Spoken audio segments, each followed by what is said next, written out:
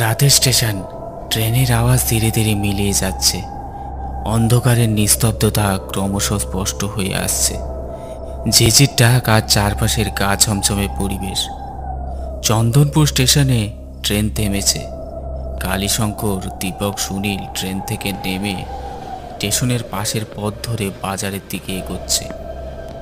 চারপাশে কুয়াশার চাদরে মোড়ানো পরিবেশ। কালী মাস্টার ধীরে ধীরে হাঁটছেন আর মাঝে মাঝে চারিদিকে তাকাচ্ছেন, যেন কিছু খুঁজছেন। দীপক ও সুনীল তার পিছু পিছুই যাচ্ছেন, তাদের মুখেও কৌতূহলের ছাপ।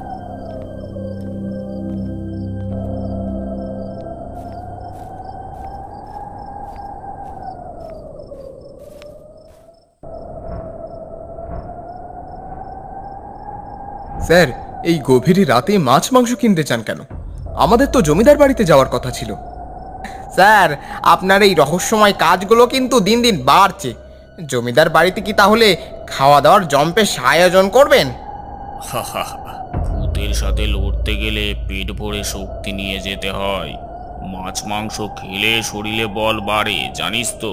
কিন্তু স্যার, আপনি তো এইসব খান না। আপনার সাথে থাকতে থাকতে আমিও খাই না, তাহলে এসব কে খাবে?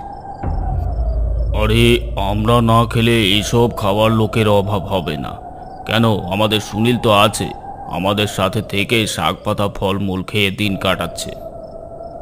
হ্যাঁ, তা যা বলেছেন স্যার। জমিদার বাড়ি গিয়ে জমিয়ে রান্না করে খাওয়া যাবে। তাহলে আর দেরি কেন? যাও গিয়ে নিয়ে এসো। এই বলে কালীশঙ্কর একটা 500 টাকার নোট সুনীলকে দিল। আর সামনেটা একটা দোকানের দিকে ইশারা করে দেখালো।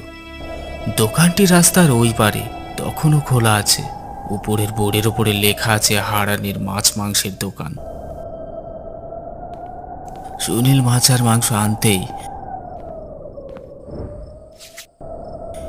কালীশঙ্কর দুটো লাল কাপড়ের থান সুনীলের দিকে ছুড়ে দিয়ে বলল, দুটোকে এই লাল কাপড়ে শক্ত করে পেঁচিয়ে নে, আর আমার ডান পাশে দাঁড়িয়ে পড় দেখিনি। এই বলে কালীশঙ্কর চোখ বুজে বিড়বিড় করে মন্ত্র পড়তে লাগলো, যেন মন্ত্র বলে কোনো অশুভ শক্তিকে আহ্বান জানাচ্ছে।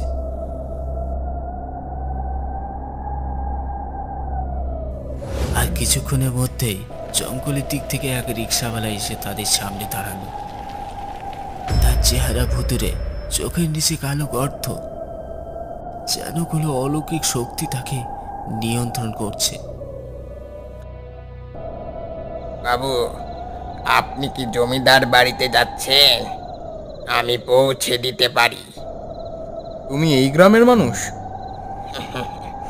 না বাবু, আমি মানুষ, কিংবা মানুষও নয়, তবু আপনাদের পৌঁছে দিতে এসেছি। মানে তুমি কে? তুমি কি করে জানলে যে আমরা জমিদার বাড়ি যাচ্ছি?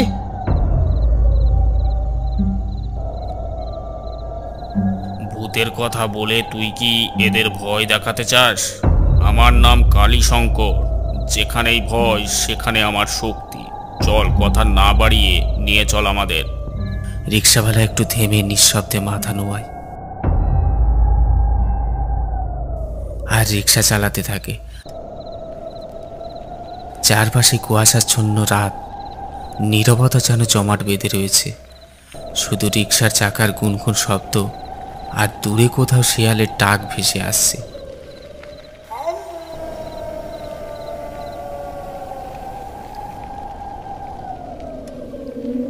স্যার, দেখেছেন তো, বাড়িগুলোর অবস্থা দেখলে মনে হয় যেন এখানে বড় কিছু ঘটেছে। হ্যাঁ, এখানে পরিবেশে এক অদ্ভুত আধার ছড়িয়ে আছে। অভিশাপের ছায়া পড়লে এমনটাই হয়। স্যার, এই জায়গায় তো মনে হচ্ছে সবাই আমাদের দেখছে। এই ঝাপসা আলোয় কিছু চোখে যেন ঝলকাচ্ছে। এটা কি আমাদের ভ্রম? মনে রাখিস, ভ্রম আর বাস্তবতার মাঝখানেই ভয়ের জন্ম।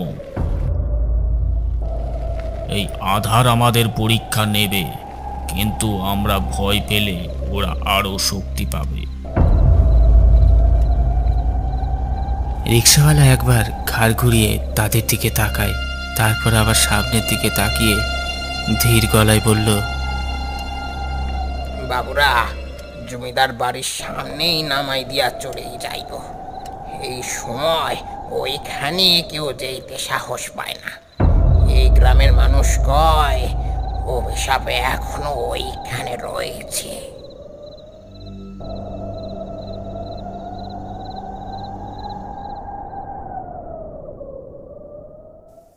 অবশেষে তারা পৌঁছে যান জমিদার বাড়ির সামনে। বিশাল পুরনো বাড়ি, দরজায় জমাট বাঁধা রক্তের মতো লাল রং। বাড়ির চারপাশে গাছের মধ্যে কিছু ছায়ামূর্তি মিশে আছে। বলো, তোমার রিক্সা ভাড়া কত হলো? বাবু, টাকা লয়, ওইখানে শুধু সাহস দরকার।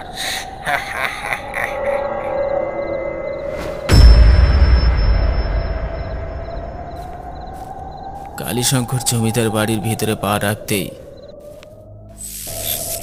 ঘরের সমস্ত আলো যেন নিভে গেল। ধুলে জমে থাকা আসবাবপত্র, চারপাশে এক পচা গন্ধ আর একটা চাপা শীতলতা ঘিরে আছে। এক কোণ থেকে চাঁদের হালকা আলো এসে পড়েছে, তাতে ঘরের ভৌতিক পরিবেশ আরো দৃঢ় হয়ে উঠেছে। ঠিক তখনই কালীশঙ্করের চোখে পড়ল দরজার কাছে দাঁড়িয়ে থাকা একটা সাদা শাড়ি পরা মেয়ে। তার চুল খোলা, চোখে গভীর দুঃখের ছাপ। চুপচাপ ছায়াটার দিকে তাকিয়ে দৃঢ় কণ্ঠে কালীশঙ্কর বলল, তুই কে? এখানে কেন দাঁড়িয়ে আছিস? আমি সুনন্দা, এই জমিদার বাড়ির মেয়ে। আমাদের পরিবার বহু বছর আগে অভিশাপের মধ্যে আটকা পড়ে আছে। সে এক অদ্ভুত মেয়েলি কণ্ঠে কথাগুলো বলল, যেন যেন কোনো পুরুষ মানুষ মেয়েদের গলায় বলার চেষ্টা করছে। আমি মুক্তি চাই। তুমি কি আমাকে সাহায্য করবে? অভিশাপ? কার অভিশাপ? আমার দাদুর অভিশাপ। তিনি এক তান্ত্রিকের কাছ থেকে ক্ষমতা চুরি করে নিয়েছিলেন, কিন্তু সেই তান্ত্রিক বিশ্বাসঘাতকতা সহ্য করতে পারেনি। সে অভিশাপ দিয়ে গেছে আমার পরিবারকে। আমি এখানে আটকা পড়ে আছি, এই ঘরে বন্দি। স্যার, এই মেয়েটা সত্যি না মিথ্যে বলছে সেটা আমরা কি জানি? ভূতের কাহিনী যতই সত্য হোক, তাদের কথায় সব সময় সততা থাকে না। সুনন্দা, তুই কি সত্যি জমিদার বাড়ির মেয়ে? তোর কথা প্রমাণ কর, নইলে। সুনন্দার মুখে ক্ষণিকের জন্য দ্বিধার ছাপ, তার চোখে আতঙ্কের ছায়া। সে কিছুটা পিছিয়ে যায়, যেন তার সত্যিকারের পরিচয় প্রকাশ পেতে চলেছে। আমি বুঝতে পেরেছি তুই কে। তুই জমিদার পরিবারের কেউ নোস। তুই সেই তান্ত্রিক যে অভিশাপ দিয়ে গেছে। আমার সামনে নাটক করে নিজেকে লুকিয়ে রাখার চেষ্টা করছিস কেন? মেয়েটার মুখ ক্রমশ বিকৃত হয়ে যায়, তার চোখে এক অদ্ভুত রক্তিম আভা, মুখে বিকৃত হাসি ফুটে ওঠে। আসলে সেই মেয়েটি ছদ্মবেশী সেই তান্ত্রিকের আত্মা, যাকে তার অভিশাপ চক্র থেকে মুক্ত করা অত সহজ নয়।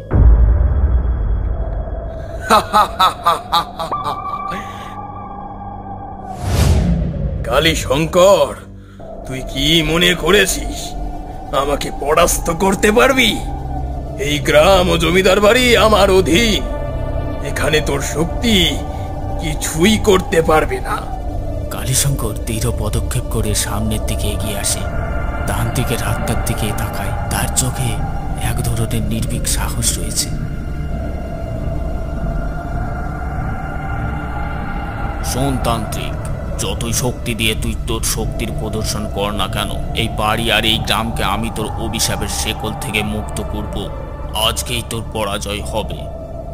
কালীশঙ্কর আকাশের দিকে মুখ করেন, যেন কোনো অশুভ শক্তিকে আহ্বান জানাচ্ছেন। ওই রে তোরা সব, দেখ তোদের জন্য আমি কি এনেছি। সুনীল, তোর হাতের ওই থলেগুলোকে সামনের টেবিলে রাখ। সুনীল কিছুটা হতভম্ব হলেও কালীশঙ্করের নির্দেশ অনুসরণ করে টেবিলের উপর মাছ মাংসের টুকরের থলেগুলোকে রাখে।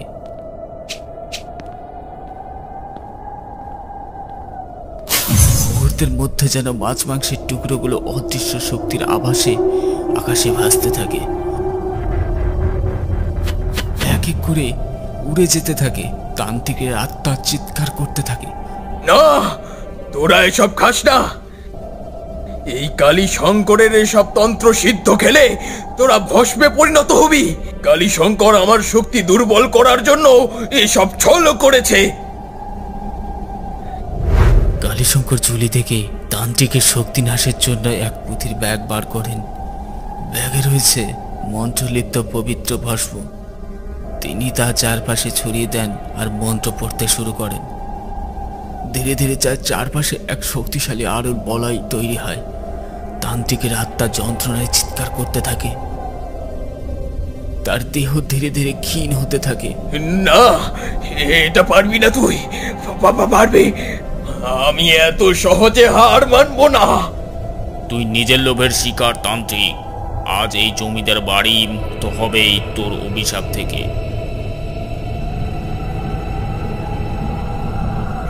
কালীশঙ্করের মন্ত্র পারবি না তুই। তৃপ্ত হতে থাকে। পারবি। মন্ত্রের শক্তিতে তান্ত্রিকের আত্মা বিলীন হতে শুরু করে, পারবি। আর তার ভয়ানক চিৎকার ধীরে ধীরে স্তব্ধ হয়ে যায়। চারপাশে আবারও এক নিস্তব্ধতা নেমে আসে। তান্ত্রিকের আত্মা বিলীন হওয়ার পর পুরো ঘরটা যেন এক নিস্তব্ধতার শক্তিতে ঢেকে যায়। ঠিক তখনই ভেসে আসে এক কৃতজ্ঞতার কণ্ঠ। ধন্যবাদ কালীশঙ্কর বাবু, আপনি আমাদের এই বাড়িকে মুক্তি দিলেন। এত বছর পর আমরা শান্তিতে পরলোক গমন করতে পারবো। আমার কাজ শুধু তোমাদের মুক্ত করা, তাই তোমার চিঠি পেয়ে আমি আর সময় নষ্ট করিনি। আর যেখানে অভিশাপ সেখানেই মুক্তির পথ থাকে। এবার তোমরা শান্তিতে মুক্তির পথে গমন করো। কালীশঙ্কর, দীপক, সুনীল ধীরে ধীরে জমিদার বাড়ি থেকে বেরিয়ে আসেন। চন্দনপুর রাতের সেই ভৌতিক পরিবেশ আজ মুক্তির এক নতুন আলোয় ঝলমল করছে। এবার স্টেশনের দিকে রওনা দেয়। তাদের মুখে এক সন্তুষ্টির হাসি এবং চারপাশে এক গভীর প্রশান্তির ছায়া।